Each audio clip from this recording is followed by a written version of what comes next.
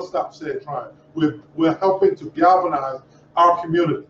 And we have to do this where we live and venture out and do this across this country and galvanize our Black and brown community.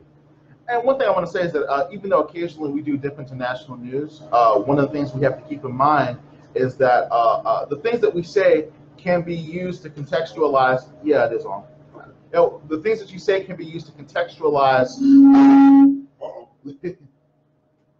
The things that we say here about national news can be used to contextualize our condition in Alabama, and that's one of the things that we want to maintain. Is that, you know, when we're talking about racism in New Orleans, or we're talking about it in Detroit or New York, you know, we're not just talking about Detroit and New York. We're also talking about you, because the story of America, it's a national story. The story of Black people in America is a national story. And pursuant to that, I'm going to ask you kind of a trick question, Herschel. Here it comes. Well, it's just kind of a trick question. What do you think the top 3 most segregated states are in terms of school? Top 3? The top 3. He may actually know this. Probably New Jersey. I would venture to say Alabama, and probably it would be either Massachusetts or Maine. Those are actually really interesting choices. One of them was right. The top 3 most segregated places in America in terms of schooling. Number 1 is New York. I can believe it. Number 1 is New York. Number 2 is Illinois. Okay. Yeah. Number 3 is Maryland. Okay. Yeah. I didn't think they were deep southern states, other than what I've seen here. You know what's interesting? What's interesting is that when desegregation started, it had longer to take root in the South, so it is actually more effective in parts of the South. So when you look at the top 10 most segregated states, particularly in terms of schooling, there are only 2 southern states there. Yeah, well, only 2. People have this illusion of inclusion. That's true. No, that's part of it. That's part of it. But the other part of it is that we don't talk about the North's little Jim Crow history. Yeah, we don't talk enough about the North's Jim Crow history. Let me tell you something. It's not a funny story. It's a messed up story, and I'll say it like that. I came to Alabama in 2012. In either late 2011, early 2012, there was a cross burning in Warren, New Jersey. I haven't heard or seen of a cross burning since I've been here. Now, I'm not saying it doesn't happen, but what I'm saying is, in New Jersey, you know, in the free north, I couldn't believe it. A cross burning of some people that were in the wrong neighborhood. You understand what I'm saying? No, that's not surprising to me at all. Because even with me moving here, I was asked why I would come here. It's Klan country, it's this, that, and the other.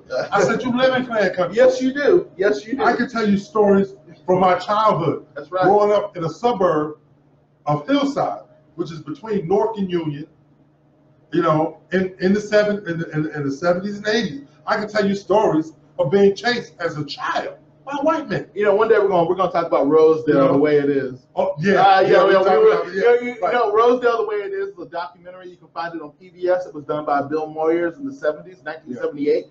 It is about the violent resistance to desegregation in a white neighborhood. Violent resistance. And if you ever wanted to know how you may suspect white people talk to you behind your back, you'll find out how they actually talked about you, or how their parents talked about you behind your back if you look at this. But this is actually relevant because school desegregation is rightfully on the news due to a little hypocritical tip that happened in the presidential races. And we won't necessarily go into hypocrisy, but one thing I did want to note is that Nikole Hannah-Jones, who is the New York Times, she does most of her work on school segregation and talking about how desegregation works. And she has an excellent piece on the New York Times, and I implore you to read. It was called "It Was Never About Busing," and one of the points that she makes is that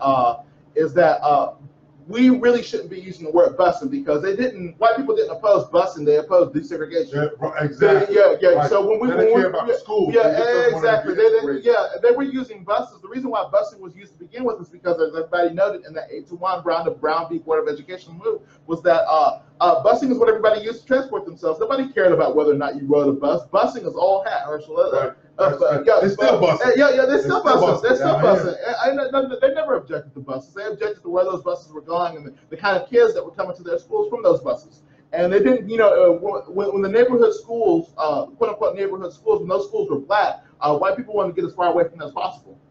Right, so they would bust their children. But one thing we don't know enough when we talk about segregation, when we talk about segregation, and I made this point last week, when we talk about segregation, we're always talking about and thinking about exclusion. We're talking about how mean it is for someone to not want you to sit next to you. But no, segregation is about the concentration of resources. It's no different from the 3 billionaires that I was talking about before. White people have the best real estate. They have the best schools. They have the best investment in those schools. They make the most money. And segregation is how they used to keep that money inside their communities. So segregation is about the concentration of white money inside of white communities. And desegregation is making sure that you have access to that money. So when we're talking about segregation and desegregation, we're actually talking about wealth inequality. We're talking about, and we're talking about a mechanism to use to make that wealth equal. So when we're talking about desegregating into a white school, we're talking about getting access to the books, Herschel. We're talking about getting access to those good teachers, those good programs, those little advanced placement programs, Herschel, those nice little tutors that they have. We're talking about access to the resources that are essential for actually getting into college and other kinds of situations. And the problem with that, I think I know what you're going to say, but one thing I want to note preemptively, is one thing I know preemptively is that we are in a white supremacist state, everybody. We are in a white supremacist state, and there is no way that a black school will actually get white money unless white people are in it. There is no way. And again, there is no way. You know what? I'm not disagreeing with you. I know. You might know what I'm about to say. I do know what you're going to say, but I don't disagree with you. Antoine, let me tell you something. I hear you. But you know what? It's such an easy fix. Such an easy fix. Give us the money. Give us the money. Wait, separate but equal. You always state something that is so true, Antoine. This country has plenty of money. Got plenty of money. I have no problem with being separate. Give me my money and I'll stay over here. Give me my programs just like you got.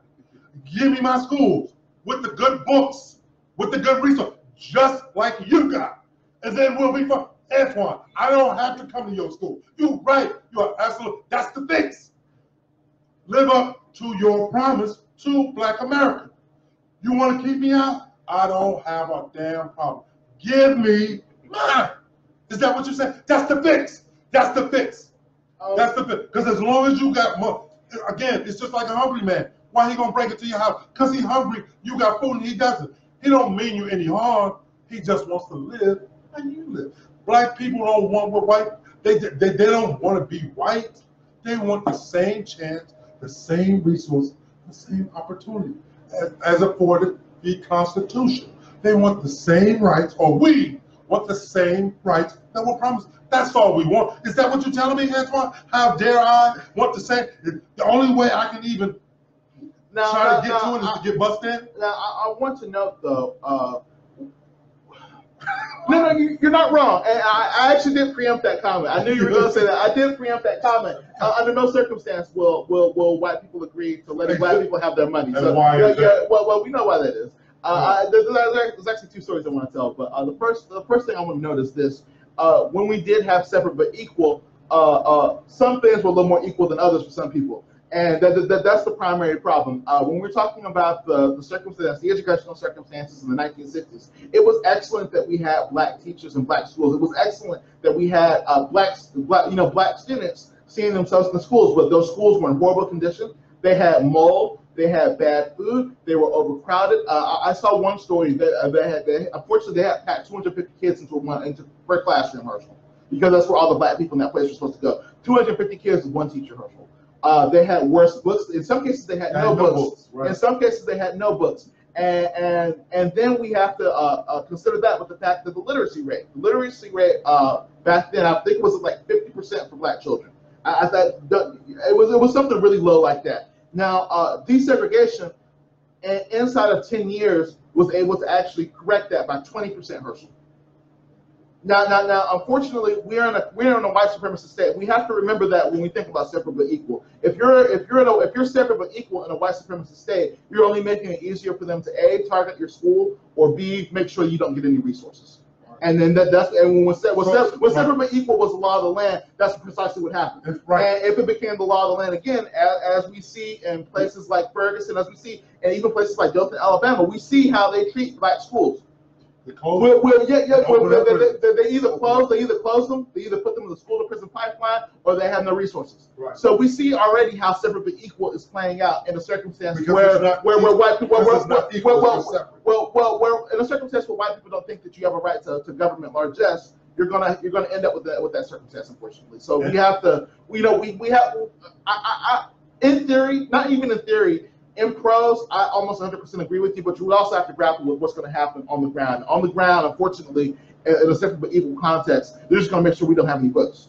They're just going to make sure that we can't teach anybody. Again, no, it's not equal. It's not equal. So they want the separation. They're always going to want the separation over the equality. But they're not willing. Right, exactly. Yeah, exactly. So what we have, so as long as that's the case, right. Desegregation is going to always be the best instrument for black people to get access to those resources. Right. If you want your child to know what college is like, if you want them to have access to those after-school programs that Herschel talks about, you want them to have access to the networks necessary for quote-unquote good jobs, unfortunately, that's only going to come from desegregated schools, because the white people are the only people that are unfortunately seen as legitimate recipients of money and state money right now. And as long as that's the case, unfortunately, desegregation is the best tool that we got. Now, again, in concept, in prose, in theory, I 100% agree that separate but equal is desirable, but they are never going to agree to equal. Right, exactly. And so as long as that's why I said it's an easy fix. Right, it is an easy fix. But you got to change. Well, but they won't again. I saw an interesting. I saw an interview. It was I cannot remember what it was. I know it was in front of, I know what it was. It was the July the 4th celebration that Trump did last week.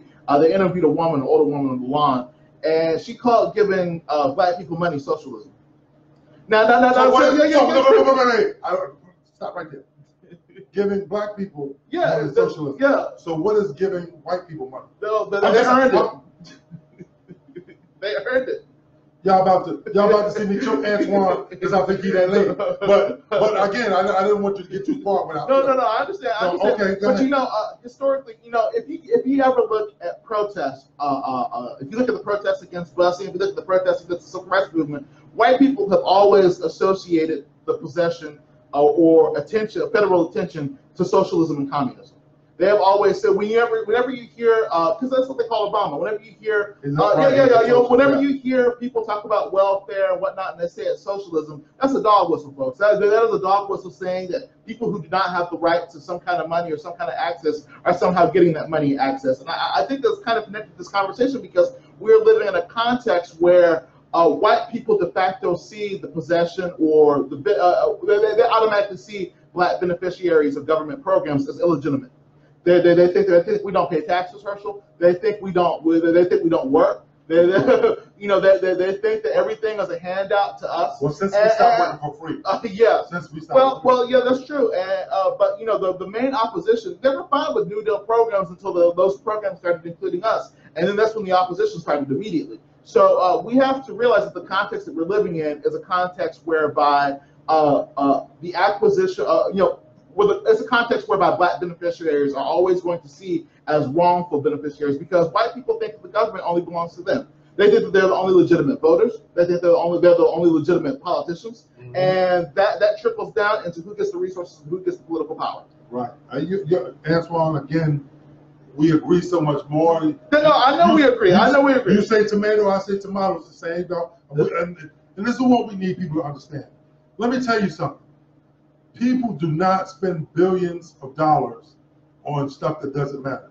There's a reason why they want you to be dumb. Black people, I'm talking to y'all. I'm looking right at you. I'm talking to you. There's a reason why they spend the same money they spend to keep you out. If it was given to us, we would be in such a much better place. This country would be in a much better place. Let me tell you something. You are very dangerous once you're educated, black people. If you look at anything that we get into, we always excel. If we have the chance, just a fair chance, we don't need a leg up. We just need even footing. That's all we want. I believe that's all we want, Antoine. It's just like the analogy of playing Monopoly. Everybody starts with $1,500. Now, if I start with nothing and you start with $1,500, I might be able to get around a time or two. I'm going to fail though. I'm going to fail. I'm going to fail. So it's the same thing. We came out of slavery with an empty promise, a boot in the butt, and no boots to pull ourselves up on. You know. So again, as much as we progress, as much as we survive, that's all we're doing. I don't want to. You know, I always tell Antoine, be careful about speaking broke over us, because we're not broke. We're just not where we should be. Not all of us. There's a lot of broke. Don't get me wrong. We're not where we should be. We are not anywhere near where we should be. We're not as a people, because we don't have a level playing field. And this is all I think anybody's asking for. I don't think that black people are asking for. Most black people aren't, but they should ask for more. Well, no, we should ask for what's ours. Give me my land. Give me my money that I earned. Give me the dividends off of what was earned off the back of my ass. That's not more. That's giving me what I earned. My grandfathers and my grandfather's grandfather, you know, they built this country. Your grandfather, your grandfather's grandfather, they worked for nothing. Give us their back pay. Give us the dividends from those companies that benefited. Just like any other company will pay dividends to its shareholders or its employees. Give me mine. That's all I want. You ain't got to give me no extra. Give me mine, and I'll be fine. But don't expect me to live like you when you won't even give me what's mine. Just what's mine, Antoine. I don't want extra. I don't need anything extra. Give me what's mine. Give me my 40 acres and my 2 mules. Watch me make it work. Give me the back pay off of my ancestors that worked for nothing. My father fought World War II. I'm a veteran myself and went overseas. I did what was asked of me by my country. And if I had to go, I would go, because that's what I do as a citizen. All as I want, Antoine, is what's mine, rightfully. You ain't got to give me no extra. Give me my 40 acres, my 2 mules, I'll put up a fence, and you can leave me the hell alone. You feel me? You feel me? Give me these lower 8 states. Let us go for broke. We got access to the sea, airport, technology that we help advance. Anyway, give me what's mine. You ain't got to give me welfare. Give me what's mine. I won't need it. Give me what's mine. You feel me?